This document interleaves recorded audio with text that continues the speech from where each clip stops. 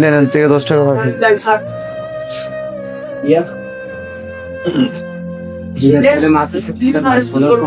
লেখা মানুষ এই ফোন বসে 1000 টাকা দিয়ে দিয়ে চালায় নাকি? বড় অঙ্কের কোনো টাকা পয়সা দেয় না। আপনারা খাওয়া যাইব কোন জায়গার ভিতরে? আপনার এলাকায় গেলে কোন জায়গায় খাওয়া যাইব? বাড়ির নাম কি? গয়েশপুর দোকানগুলো? হ্যাঁ হ্যাঁ গেছি। গয়েশপুর দোকান কোন ওইটা?